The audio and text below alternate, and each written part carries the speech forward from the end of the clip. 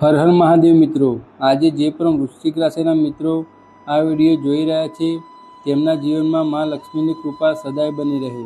વૃશ્ચિક રાશિના મારા પ્રિય ભાઈઓ અને બહેનો, આવનારા આગામી દિવસો એટલે કે જૂન મહિનાનો અંત આખરે કેવો રહેવાનો છે? જો તમે વિચારી રહ્યા છો કે જૂન મહિનાનું આ છેલ્લું અઠવાડિયું સામાન્ય રીતે પસાર થઈ જશે, તો તમે ખરેખર બહુ મોટી ભૂલ કરી રહ્યા છો। કારણ કે બ્રહ્માંડના ગ્રહોની કંઈક એવી હલચલ શરૂ થઈ ચૂકી છે જે તમારા સૂતેલા ભાગ્યને પણ જગાડીને મૂકી દેશે। પણ સાથે સાથે 3 એવી અદૃશ્ય પડકારો પણ આવશે જેને તમે જોઈ નહીં શકો, જેને તમે પામી નહીં શકો, પણ એ પડકારો તમારા જીવનમાં ચોક્કસ આવશે।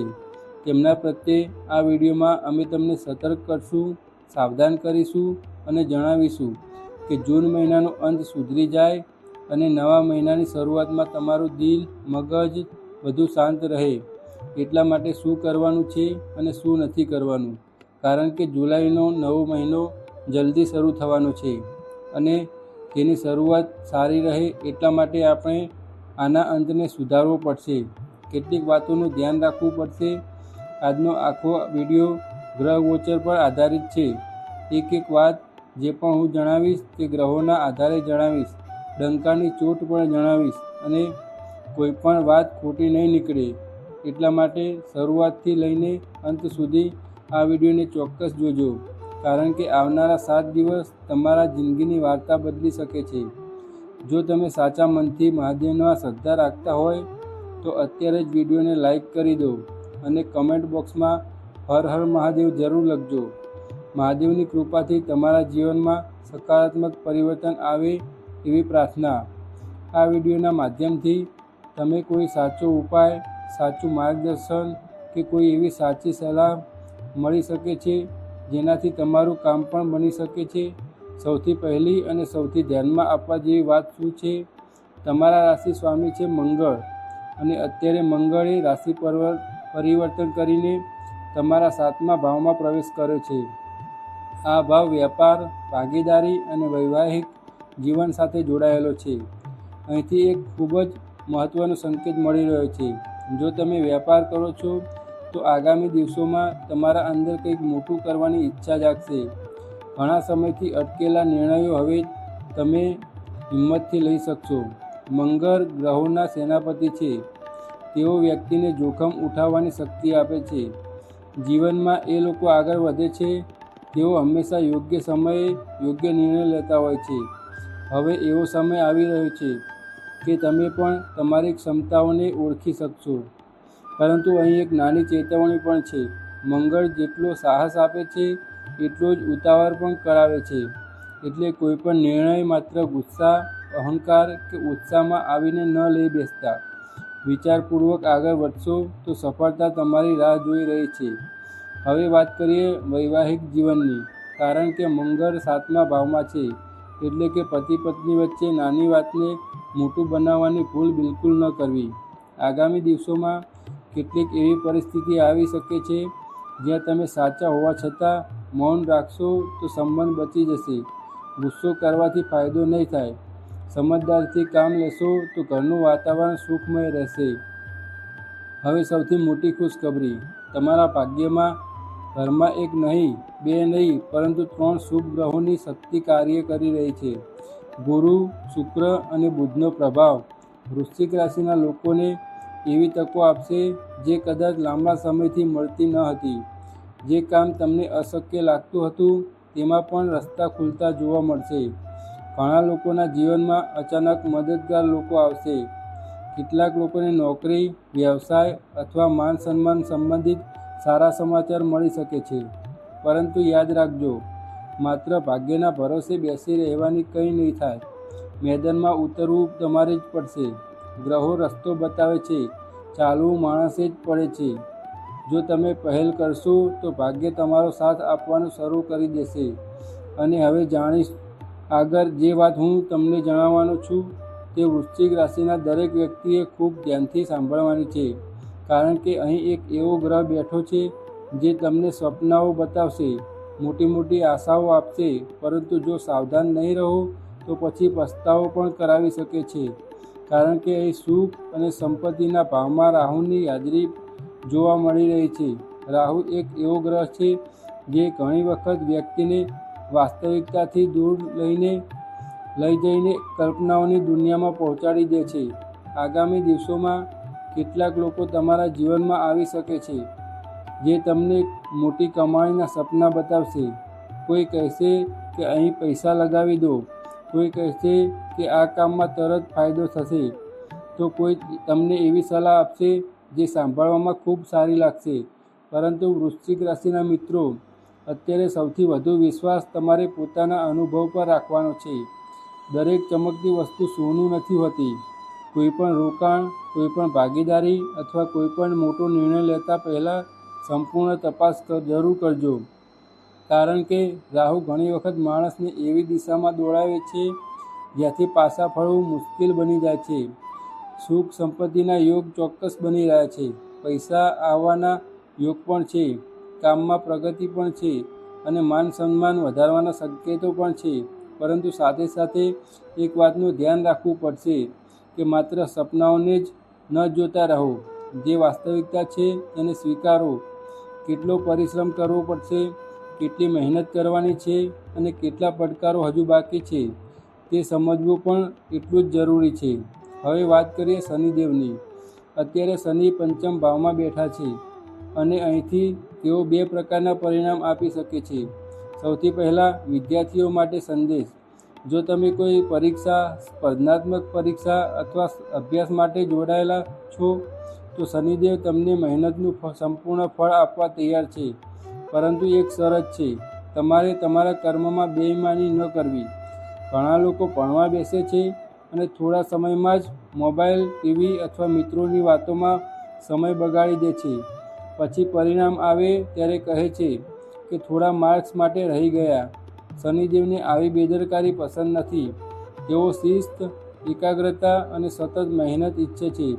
જો તમે આગામી દિવસોમાં નિયમિતતા રાખશો તો પરિણામ તમારી અપેક્ષા કરતાં પણ સારું મળી શકે છે. જે લોકો પ્રેમ સંબંધમાં છે તેમના માટે પણ આ સમય પરીક્ષાનો છે. સંબંધમાં ધીરજ રાખવી પડશે. ઉતાવળમાં કોઈ નિર્ણય ન લેવો. નાની ગેરસમજને મોટો વિવાદ બનવા ન દેવો. સાચો પ્રેમ સમયની કસોટી પર ખરો ઉતરે છે અને શનિદેવ અત્યારે એ જ કસોટી લઈ શકે છે. હવે એક ખૂબ જ મહત્ત્વની વાત, માતા પિતાઓ માટે. જો તમારા સંતાન છે તો તેમની સંગત પર નજર રાખજો.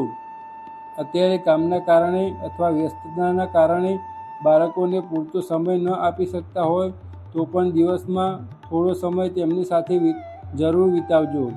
આજે સ્કૂલમાં શું થયું, શું શીખ્યા, કોની સાથે મિત્રતા છે, શું વિચારે છે, આ બધું જાણવાનો પ્રયાસ કરજો.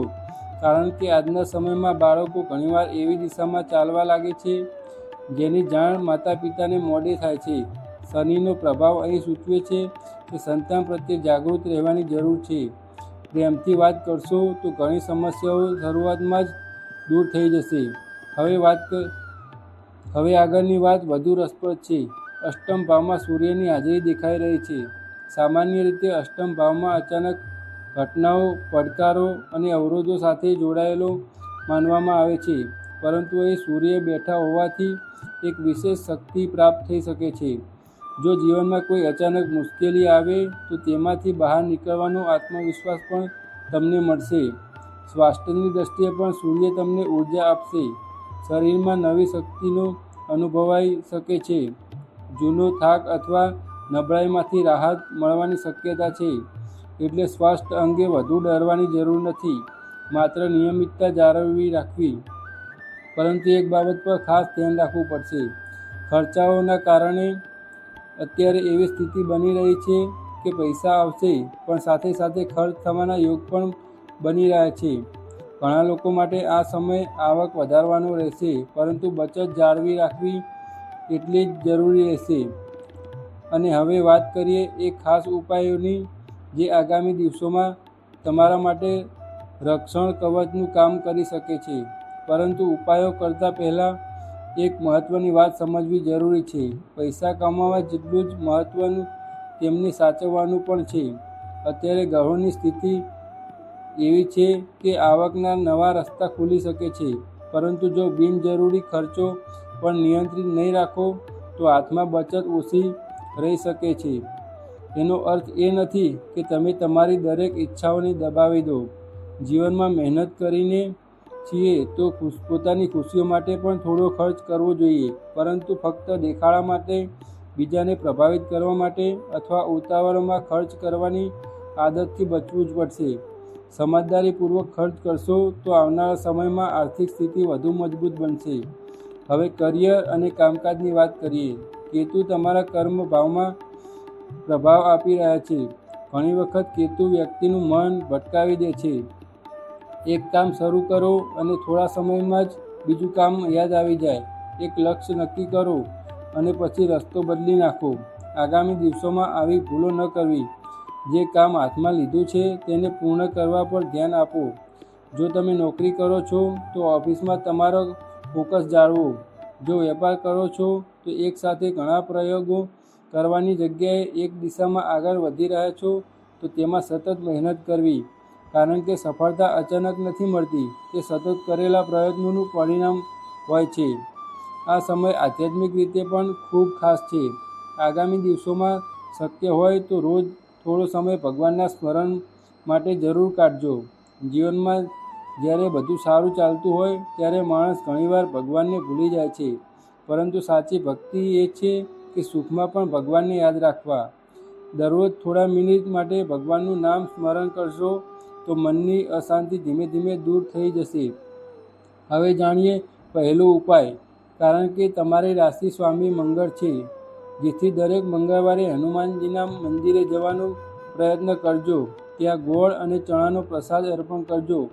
હનુમાનજીની સામે બેસીને હનુમાન ચાલીસાનો પાઠ કરજો. જો સમય વધુ હોય તો સુંદરકાંડનું પાઠન કરી શકો છો. આ ઉપાય તમારા આત્મવિશ્વાસમાં વધારો કરશે, વેપારમાં સ્થિરતા આવશે અને વૈવાહિક જીવનમાં અનાવશ્યક વિવાદોથી બચાવશે. બીજો ઉપાય ખાસ કરીને વિદ્યાર્થીઓ અને મહેનત કરીને સફળતા મેળવવા ઈચ્છતા લોકો માટે છે. શનિવારના દિવસે સાંજે પીપળાના વૃક્ષને સરસવના તેલનો દીવો પ્રગટાવો અને ભક્તિભાવથી ઓમ શન શનેશ્વરાય નમઃ મંત્રનો જાપ કરજો. આ ઉપાય શનિદેવની કૃપા પ્રાપ્ત કરવામાં મદદરૂપ બની શકે છે અને મનને એકાગ્ર બનાવે છે. ત્રીજો ઉપાય રાહુના પ્રભાવને સંતુલિત કરવા માટે છે. અઠવાડિયામાં 2 કે 3 દિવસ પક્ષીઓને ચણ અથવા 7 પ્રકારના અનાજ ખવડાવો. આ એક નાનો પરંતુ ખૂબ જ સકારાત્મક ઉપાય માનવામાં આવે છે. તેનાથી મનમાં સ્પષ્ટતા આવે છે અને ખોટી દિશામાં જવાના સંકેતો ઓછા થાય છે. તો વૃશ્ચિક રાશિના ભાઈઓ અને બહેનો, કુલ મળીને આવનારા દિવસો તમારા માટે તકો અને પડકારો બંને લઈને આવી રહ્યા છે. જો તમે ઉતાવળથી બચશો, સમજદારીથી નિર્ણય લેશો અને મહેનત સાથે આગળ વધશો તો જૂન મહિનાનો અંત તમારા માટે ખૂબ જ શુભ સાબિત થઈ શકે છે. ભાગ્ય તમારો સાથ આપવા તૈયાર છે. હવે તમારે પણ તમારા પગલાં મજબૂત રાખવાના છે. જો આજે આપવામાં આવેલી માહિતી તમને ઉપયોગી લાગી હોય તો વિડીયો લાઈક જરૂર કરજો. કોમેન્ટ બોક્સમાં હર હર મહાદેવ લખીને મહાદેવ પ્રત્યેની તમારી શ્રદ્ધા વ્યક્ત કરજો. અને જો હજુ સુધી ચેનલ સબસ્ક્રાઈબ ન કરી હોય તો અત્યારે જ સબસ્ક્રાઈબ કરી દેજો, કારણ કે તમારી રાશિ સાથે જોડાયેલી વધુ મહત્ત્વપૂર્ણ માહિતી અને ખાસ વિડીયો સૌથી પહેલાં તમને અહીં જ મળવાના છે. ફરી મળીશું એક નવા અને રસપ્રદ વિડીયોમાં. ત્યાં સુધી માટે બોલો હર હર મહાદેવ, જય ભોળેનાથ.